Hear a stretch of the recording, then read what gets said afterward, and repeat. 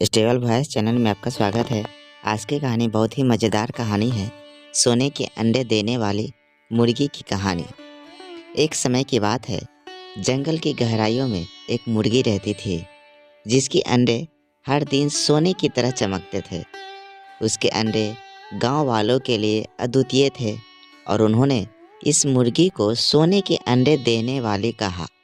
यह मुर्गी सामान्य सी नहीं थी, बल्कि बुद्धिमान और सोचने में परिपूर्ण थी। इस मुर्गी के अंडे हमेशा बड़े और सुंदर दिखते थे, जो लोगों को आश्चर्यचकित करता था। एक दिन गांव में यह खबर फैली कि एक बुद्धिमान राजा इस मुर्गी की कहानी सुनने के लिए आ रहे हैं। लोग समझ नहीं पा रहे थे कि ऐसा कैसे हो सकता है, लेकिन सभी आश्चर्यचकित थे। राजा ने जंगल में एक विशाल दरबार आयोजित किया और सभी गांव वाले उसके दरबार में जमा हो गए। मुर्गी भी वहां पहुंची और उसकी बुद्धिमानी ने सभी को प्रभावित किया। राजा ने पूछा, तुम्हारे अंडे इतने सोने की तरह क्यों होते हैं?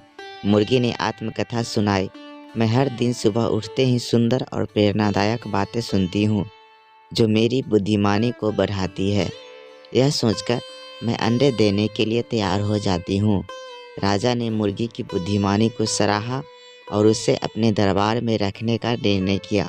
लोग उसकी सीख से प्रेरित होकर अब अपने जीवन में भी सुंदरता को महत्व देने लगे। जंगल में बसी इस मुर्गी ने राजा के दरबार में अपने अंडों की अनुपमता से सभी को अचंभित कर दिया।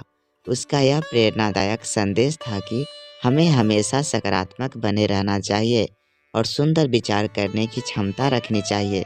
इस मुर्गी की कहानी ने सभी को यह सिखाया कि सुंदरता का सच्चा मतलब हमारी आत्मा की शुद्धता में है, जो हमें सोचने और कार्य करने में प्रेरित करती है। इस कहानी से हमें यह सीखने को मिलता है कि हमारे विचार हमारे जीवन को कैसे सोने की तरह चमका सकते हैं।